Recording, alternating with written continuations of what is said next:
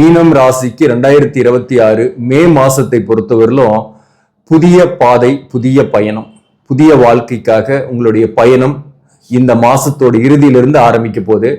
இந்த குரு பெயர்ச்சி வாக்கிய பஞ்சாங்கத்தின்படி மே 26க்கு கடகத்துல குரு உச்சமாகிறார், ராசி அதிபதி. ஜூன் 1ஆம் தேதி திருக்கணித பஞ்சாங்கத்தின்படி கடகத்துல உச்சமாகிறாரு. ஸோ மொத்தத்துல குரு பெயர்ச்சி மாதத்தோட இறுதியில வாக்கியத்தின்படி ஏற்படுது. அந்த வகையில இந்த மாசத்தை பொறுத்தவரையிலும் உங்களுடைய வாழ்க்கை மாறும், உங்களுடைய எண்ணங்கள் மாறும், சுறுசுறுப்பாக செயல்பட்டு நினைத்ததை அடைவீர்கள், உங்களுடைய இருள் விலகும், உங்களை சுத்தி இருக்கக்கூடிய அந்த கருமேகங்கள் கலைந்து போகும். எந்த ஒரு கஷ்டமே ஒரு நாள் முடியும், முடியாத கஷ்டமும் இல்லை, முடியாத இன்பமும் இல்லை. இன்பம் இருந்தாலும் முடியும், கஷ்டம் வந்தாலும் முடியும். அந்த வகையில விடியும் வானம் என்றே சொல்லலாம். இந்த மாசத்தை பொறுத்துள்ள மாதத்தோட பிற்பகுதியிலிருந்து இந்த மாசம் ஒரு கலவையான மாதம் தான். சில விஷயங்கள்ல கவனம் இருக்கணும், ஆனா நிறைய பாசிட்டிவும் இருக்கு. அதை பத்தி டீட்டெயிலா இந்த பதிவுல பார்க்கலாம். இது ஒரு பொது பலன் தான், இது ஒரு கைடன்ஸை மட்டும் எடுத்துங்க. வணக்கம், நான் உங்கள் ஆஸ்ட்ரோ பழனிசாமிகள்.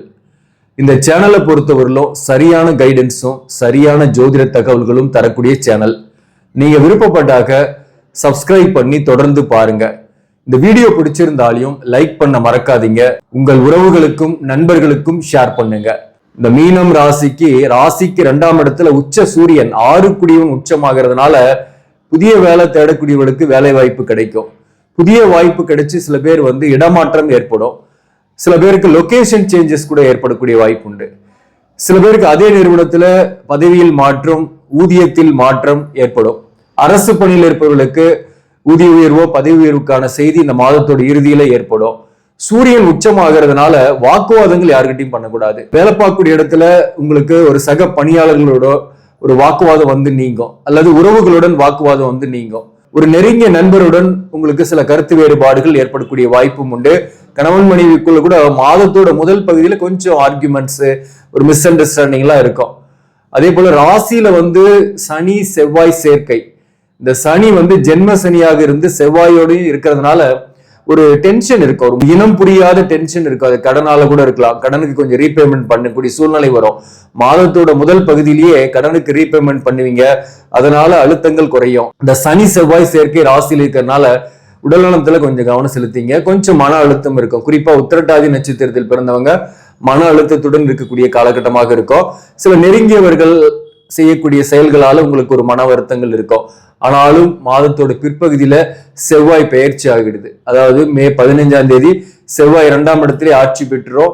சூரியனும் பெயர்ச்சி ஆகி 3ஆம் பாவகத்துக்கு போயிடுது, புதனும் சூரியனும். அந்த வகையில பார்க்கும்போது மாதத்தோட பிற்பகுதியில சிறப்பாகவே இருக்கு. 8 குடியவனாகவும் 3ஆம் அதிபதியாகவும் வரக்கூடிய சுக்கிரன் ஆட்சி பெற்று மாதத்தோட முதல் பகுதியில் இருக்கிறதுனால எவ்வளவுதான் டென்ஷன் கோபம் இருந்தாலும் சுறுசுறுப்பா செயல்படுவீங்க. நினைத்த காரியத்தை சாதிக்கணும்னு விடாபடியா நின்று சாதிப்பீங்க. சிறு தூர பயணம் போயிட்டு வருவீங்க. சில எதிர்ப்பாளியினுடைய நட்பு அல்லது உறவு போன்றவையும் இந்த காலகட்டத்தில் ஏற்படும். சில பேருக்கு திருமணத்திற்காக வரன் பேச்சுவார்த்தை நடைபெறும், இல்லத்தில் ஒரு சுப நிகழ்ச்சி நடைபெறும், அல்லது ஒரு சுப நிகழ்ச்சியில் நீங்க கலந்துக்குவீங்க. 3ஆம் பாவகத்துல சுக்கிரன் இருக்கிறது அலைச்சல்கள் பயணங்கள் இருந்தாலும் ஆதாயங்கள் ஏற்படும். அதே போல சூரியனும் 3ஆம் இடத்துக்கு வரும்போது மாதத்தோட பிற்பகுதியில சிறப்பு. 6ஆம் அதிபதி 3ஆம் பாவகத்தில் இருக்கிறது ஒரு விபரீத ராஜயோகம். அந்த வகையில உங்களுக்கு வேலையில பதவி உயர்வு, ஊதிய உயர்வு, வேலை விஷயமா எடுக்கக்கூடிய முயற்சிகள் சக்சஸ் ஆகும். இந்த காலகட்டத்துல சில பேர் இன்டர்வியூ அட்டன் பண்ணுவீங்க. அந்த இன்டர்வியூ அட்டன் பண்றதுல வாய்ப்புகளும் உண்டு. இந்த 3ஆம் பாவகத்துல புதனும் இருக்கும் மாதத்தோட பிற்பகுதியில இருந்து. அந்த வகையில பாத்தீங்கன்னா வாழ்க்கை துணைவரின் உடல் நலத்துல கொஞ்சம் கவனம் செலுத்திங்க. ஆனா வாழ்க்கை துணைவரால் ஆதாயங்கள் உண்டு. ஒரே வீட்டுல இருக்கக்கூடியவர்களுக்கு மாதத்தோட பிற்பகுதியில இருந்து கணவன் மனைவிக்குள் ஆர்குமெண்ட்ஸ் பெரிய அளவுக்கு கிடையாது, ஒரு அந்யோன்யம் இருக்கும். 4ஆம் பாவகத்துல சுக்கிரன் குரு சேர்க்கை என்பது உங்களுக்கு வீடு வாகனம் வகையில செலவுகள் ஏற்படும். வீடு வாங்குறது அல்லது சொத்துக்கள் வாங்குறது அல்லது விற்பனை, இதன் மூலம் ஆதாயங்கள் இந்த காலகட்டத்தில் ஏற்படும். சில பேர் வீடு கட்ட ஆரம்பிப்பீங்க. அதற்கான திட்டமிடல்கள் இந்த மாதத்தை பொறுத்தவரையிலும் ஏற்படும். அதுக்கு இந்த மாசத்தை பொறுத்தவரை அட்வான்ஸ் கொடுக்கறது, கொடுக்கல் வாங்கல் போன்றவையும் இந்த காலகட்டத்தில் ஏற்படும். இந்த ராகு விரயஸ்தானத்திலே 6ஆம் இடத்துல கேது இருக்கிறதுனால வருமானம் வரும், நிறைய செலவுகளும் ஏற்படும், விரயங்களும் ஏற்படும். சில பேருக்கு ஆல்ரெடி கடன் இருக்கும், கடனுக்கு அந்த ரீபேமெண்ட் பண்ணக்கூடிய சூழ்நிலையும் இந்த காலகட்டத்தில் ஏற்படும். ஸோ இந்த மாசத்தை பொறுத்தவரையிலும் உங்களுக்கு எந்தெந்த விஷயத்துல ரொம்ப நன்மையா இருக்கு அப்படின்னாக்க, குறிப்பா வேலை விஷயமா நன்மை. வேலையில ஒரு மாற்றத்தை கண்டிப்பா சந்திப்பீங்க. அது வேற ஒரு நிறுவன மாற்றமா இருக்கலாம், அல்லது அதே இடத்துல கூட பதவியில் மாற்றமா கூட இருக்கலாம்.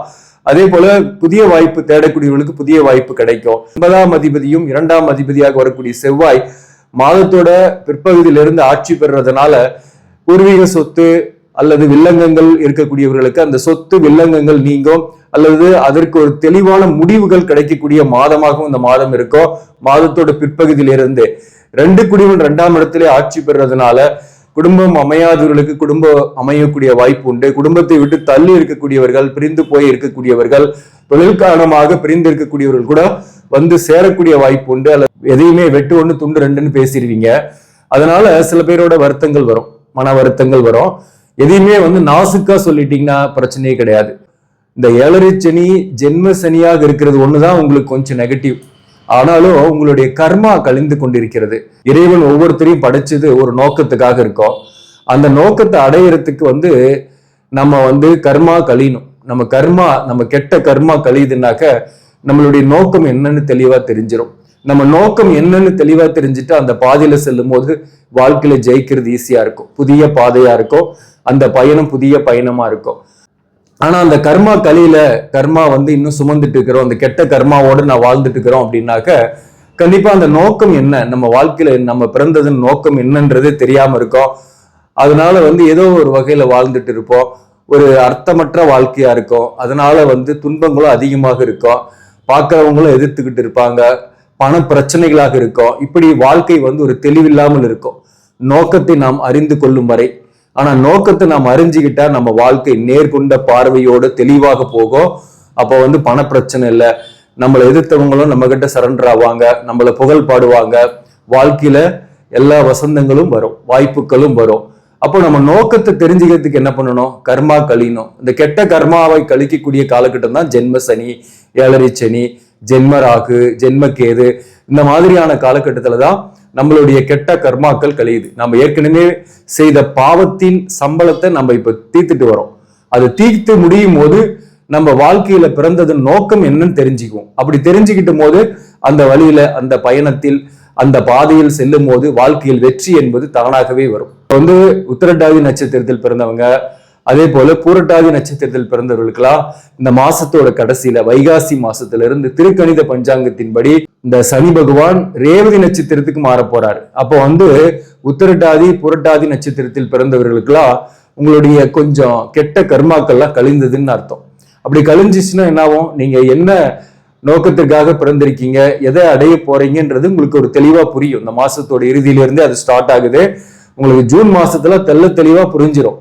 உங்களுடைய பயணம் அதை நோக்கி மட்டும்தான் இருக்கும். தேவையில்லாத விஷயத்துல இறங்கி அதுக்காக டைம் வேஸ்ட் பண்ணிக்கிட்டு, அதுக்காக பேசிக்கிட்டு, வார்த்தைகளை வீணாக்கிக்கிட்டு, வாழ்க்கையை வீணாக்கிக்கிட்டு இல்லாம வாழ்க்கையில என்ன நோக்கத்துக்காக பிறந்தோம் அதை நோக்கி நீங்க பயணப்படக்கூடிய போது இருள் விலகும், கருமேகங்கள் கலைந்து போகும், வாழ்க்கையில வெற்றி வசமாகும். மாசத்தை பொறுத்தவரையிலும் உத்திரட்டாதியில பிறந்தவங்க, அதே போல புரட்டாதி நட்சத்திரத்தில் பிறந்தவங்களுக்கு அந்த வாய்ப்பு உண்டு. ஆனா ரேவதி நட்சத்திரத்தில் பிறந்தவர்களுக்கு இன்னும் சில காலம், அடுத்த வருஷம் வரலும் கொஞ்சம் சில கஷ்டங்கள் இருக்கும். ஆனா ரேவதி நட்சத்திரத்தில் பிறந்தவர்களுக்குமே இந்த குரு பெயர்ச்சியின் மூலம் இந்த சனியோட தாக்கத்தை குறைக்கும். சனியுடைய தாக்கம் இல்லாமல் இருப்பீங்க. தொழில் வேலை நல்லா இருக்கும், பணம் வருது, அதை வச்சு உங்களுக்கு சில உறவுகள் கொடுக்கக்கூடிய டிஸ்டர்பன்ஸ் நீங்க அழகா சமாளிச்சிடலாம். ஸோ ரேவதி நட்சத்திரத்தில் பிறந்தவர்களும் அப்போ இந்த மாசத்துல இருந்து கடைசியில இருந்து உங்களுக்கு வாழ்க்கை உங்கள் வசமாகும். வாகன மாற்றம், சில பேருக்கு வீடு மாற்றம் கூட ஏற்படும். சுபகாரியத்துக்காக கொஞ்சம் செலவு பண்ணக்கூடிய சூழ்நிலையும் உங்களுக்கு ஏற்படும். பிள்ளைகள் வகையிலையும் கொஞ்சம் செலவுகள் ஏற்படும் இந்த மாசத்தை பொறுத்தவரையிலும். அதே போல வெளிநாட்டுல இருப்பவங்க வேறொரு ஊருக்கோ அல்லது வேறொரு நாட்டிற்கோ பயணப்படக்கூடிய சூழ்நிலைகள் இந்த காலகட்டத்தில் ஏற்படும். இந்த மாசத்தை பொறுத்தவரையில எந்தெந்த தொழிலெல்லாம் சிறப்பாக இருக்கும் அப்படின்னாக்க, குறிப்பா நிதி நிர்வாகம், ஆசிரியர் பணியில் இருப்பவங்க, வாக்கால் பிழைக்கக்கூடிய தொழில், சேல்ஸ் அண்ட் மார்க்கெட்டிங், அதே போல வியாபாரம் செய்யக்கூடியவர்கள், அரசு பணியில் இருப்பவர்கள், மேலும் அக்கௌண்ட்ஸ், வங்கித்துறை, விவசாயம் சார்ந்த துறை, மருத்துவம் சார்ந்த துறை, உணவு சம்பந்தமான தொழில், டிரான்ஸ்போர்ட், இந்த துறைகளில் இருப்பவர்களுக்கு வருமானம் கூடுதலாகவே இருக்கும். உத்திரட்டாதி நட்சத்திரத்தில் பிறந்தவர்களுக்கு கணவன் மனைவி உறவு நிலையில நிறைய பிரச்சனைகள், பிரிந்திருப்பீங்க, கணவன் மனைவிக்குள்ள டிவோர்ஸ் சில பேருக்கு ஏற்பட்டிருக்கும், சில பேர் வந்து டிவோர்ஸ் ஆகாமே தனித்திருப்பீங்க. அல்லது ஒன்னாவே இருந்தா கூட டெய்லி சண்டை, சில குடும்ப உறவுகளாலேயே சில பிரச்சனைகள், குறிப்பா வாழ்க்கை துணிவரின் தாயார் வகையில, வாழ்க்கை துணிவரின் உறவுகள் வகையில உங்களுக்கு பிரச்சனைகள் இருந்துகிட்டு இருக்கும். அதே போல கடனுடைய அழுத்தங்களும் இந்த காலகட்டத்தில் உங்களுக்கு கொஞ்சம் இருக்கும். இந்த உத்திரட்டாதி நட்சத்திரத்தில் பிறந்தவர்களுக்கு மாதத்தோட முதல் பகுதியில பெரிய சேஞ்சஸ் எல்லாம் இல்லை, இப்படியே தான் இருக்கும். ஆனா மாதத்தோட பிற்பகுதியிலிருந்து கடனை கொஞ்சம் ரீபேமெண்ட் பண்ணுவீங்க.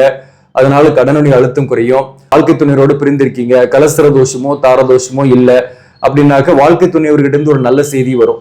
அல்லது வாழ்க்கை துணைவரே உங்களை சந்திக்க வாய்ப்பு இருக்கு, அல்லது நீங்க அவரை சந்திக்கிறதுக்கான வாய்ப்பு இருக்கு. பிரிந்திருக்கிறவங்களுக்கு தோஷங்கள்லாம் இல்லை, இன்னும் வழக்குக்கெல்லாம் போகலன்றவங்களுக்கு. ஆனா வழக்குக்கு போய் கோர்ட் கேஸ்ன்னு இருந்துட்டு இருக்குதுன்னா சந்திப்பீங்க. ஆனா அது பிரிவுகளை ஏற்படுத்துற மாதிரி தான் இருக்கும். அப்படிப்பட்டவர்களுக்கு மறுமணம் போன்றவை பேச்சுவார்த்தை நடக்குதுன்னாக மறுமணத்திற்கான வாய்ப்புகள்லாம் உண்டு. அதே சமயத்துல உத்திரட்டாதி நட்சத்திரத்தில் பிறந்தவர்களுக்கு வேலையில இடமாற்றமோ அல்லது ஊர் மாற்றமோ ஏற்படும். தொலைதூர பயணம் கூட சில பேருக்கு ஏற்படும். வீடு வாகனம் வகையில செலவுகள் இந்த காலகட்டத்தில் ஏற்படும். சில பேர் வீடு கட்ட ஆரம்பிக்கிறதுக்கான வாய்ப்புகள் உண்டு. சொத்துக்கள் வகையில் இருக்கக்கூடிய பிரச்சனைகள் தீரும். ரேவதி நட்சத்திரத்தில் பிறந்தவர்களை பொறுத்தவரையிலும் இந்த மாசத்திலிருந்து நீங்க கொஞ்சம் உடல்நல விஷயத்துல கவனம் செலுத்தீங்க. உத்திரட்டாதி நட்சத்திரத்தில் பிறந்தவங்களுக்கு இந்த ஹெல்த் இஷ்யூஸ் எல்லாம் இருக்குன்னாக்க கொஞ்சம் ரிலீஸ் ஆகும். இந்த மாசத்தோட இறுதியில இருந்து ஹெல்த் இஷ்யூஸ் எல்லாம் பெரிய அளவுக்கு இல்லாமல் இருப்பீங்க. ஆனா ரேவதி நட்சத்திரத்தில் பிறந்தவங்களுக்கு உடல்நல விஷயத்துல கவனம் செலுத்திக்கணும். சிலரால் மன வருத்தம் ஏற்படும். குறிப்பா உங்களோட நெருங்கி பழகியவர் அல்லது ஒரு உறவு அல்லது ஒரு மேலதிகாரியோடையே நல்லா பழகிட்டு இருப்பீங்க. ஆனா அந்த நேரத்துல ஒரு சில வாக்குவாதங்கள் போகும். சில சண்டை சச்சரவு மாதத்தோட முதல் பகுதியில கடனுடைய அழுத்தங்கள் போகும். அதே போல சொத்துக்கள் பிரச்சனைகள் வில்லங்கங்கள் போன்றவையும் இந்த காலகட்டத்தில் புதிதாக முளைக்கும். அதுல கொஞ்சம் எச்சரிக்கையாக இருங்க. வீடு வாகனம் வாங்கும் போது கவனமாக இருக்கணும். அதுல தேவையில்லாத இடத்துல போய் வாங்கிடுறது அல்லது அதிக பணம் கொடுத்து ஏமாந்துடுறது, இந்த மாதிரியான விஷயங்கள்லாம் ஏற்படும். கவனமா இருக்கணும். பணம் செலவு பண்ணும் போது எச்சரிக்கையா இருக்கணும். ஆனாலும் ரேவதி நட்சத்திரத்தில் பிறந்தவர்களுக்கும் வேலை மாற்றம் இடமாற்றம் ஏற்படும். சில பேர் தனித்து இருப்பீங்க. ரேவதி நட்சத்திரத்தில் பிறந்தவர்களுக்குமே ஒண்ணு திருமணம் ஆயிருந்தாலும் தனித்து இருக்கிறது, அல்லது திருமணமே ஆகாம நீண்ட காலமாக தனித்து இருக்கக்கூடியவர்களுக்கு ஒரு துணை கிடைக்கக்கூடிய வாய்ப்பும் உண்டு. அது எதிர்பாலினுடைய உறவு அல்லது ஒரு நட்பாக கூட ஏற்படக்கூடிய வாய்ப்பு இந்த காலகட்டத்தில் உண்டு. அதே போல திருமணம் ஆகாதவர்களுக்கு திருமண பேச்சுவார்த்தைகள் இந்த காலகட்டத்தில் ஏற்படும். ஒரு புதிய ஊருக்கோ புதிய இடத்துக்கோ போகக்கூடிய சூழ்நிலை இந்த காலகட்டத்தில் உண்டு. நிறைய சிறுதூர பயணங்கள் செய்வீங்க. கைப்பொருளை கவனமா வச்சுங்க. வண்டி வாகனங்கள்ல போகும்போது ஹெல்மெட் போடுறது, கார்ல போனீங்கன்னாக்க சீட் பெல்ட் போடுறதெல்லாம் ரொம்ப இம்பார்ட்டன்ட். இப்ப பாத்தீங்கன்னாக்க புரட்டாதி 4ஆம் பாதத்துல பிறந்தவங்களுக்கு பெரிய அளவுக்கு துன்பம் இல்லை. பண விஷயத்துல ஏற்ற இறக்கங்கள் இருந்துட்டு இருக்கு. அதுவுமே மாதத்தோட பிற்பகுதியில ஒரு லம்சம் அமௌண்ட் வரக்கூடிய வாய்ப்பு உண்டு.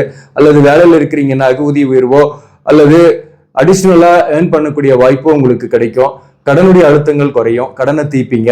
அதே போல கணவன் மனைவிக்குள் இருக்கக்கூடிய பிரச்சனைகள், கருத்து வேறுபாடுகள் போன்றவையும் மாதத்தோட இறுதியிலிருந்து படிப்படியாக குறையும். ஒரே வீட்டில் இருக்கக்கூடியவர்களுக்கு ஒரு அந்யோன்யம் கூட ஏற்படும். பெரிய அளவுக்கு பாதிப்பு இல்லை. அதே போல பிரிந்து இருக்கக்கூடியவர்களுக்குமே பாத்தீங்கன்னாக்க வாழ்க்கையில டிவோர்ஸ் வாங்கிட்டேன், தனித்தே இருக்கிறேன் அப்படின்றவங்களுக்கு மறுமணம் போன்றவை அமையும். அல்லது ஒரு எதிர்கால வாழ்க்கை துணைவரை சந்திக்கக்கூடிய வாய்ப்பும் இந்த காலகட்டத்தில் உண்டு. ஒரு நட்பா இருந்து அவரே உங்களுடைய வாழ்க்கை துணைவராக வரக்கூடிய வாய்ப்பும் உண்டு. சோ புரட்டாதி நட்சத்திரத்தில் பிறந்தவர்களுக்குமே இந்த காலகட்டத்துல தொழில் வேலை அமைப்புகள்ல ஒரு மாற்றங்கள் உண்டு. அது சிறப்பான மாற்றமாகவே இருக்கும். மாசத்தை பொறுத்தவரை நீங்க வழிபட வேண்டிய தெய்வம் திருச்செந்தூர் முருகப்பெருமான். திருச்செந்தூர் முருகன் கோயிலுக்கு முடிஞ்சா போயிட்டு வாங்க. ரொம்ப கஷ்டமா இருக்கு. குறிப்பா ரேவதி நட்சத்திரத்தில் பிறந்தவங்க திருச்செந்தூர் முருகப்பெருமானை போய் தரிசிச்சுட்டு வந்தீங்கன்னா ஒரு மாற்றம் இருக்கும். உத்திரட்டாதி மற்றும் புரட்டாதி நட்சத்திரத்தில் பிறந்தவங்களுமே முருகனை போய் தரிசிச்சுட்டு வரலாம். அல்லது உங்க அருகாமையிலே இருக்கக்கூடிய முருகன் கோயிலுக்கு கூட நீங்க செவ்வாய்க்கிழமையில போயிட்டு வந்தீங்கன்னாக்க சிறப்பு மாற்றங்கள் ஏற்படும், நன்மைகள் உண்டாகும். நன்றி, வணக்கம்.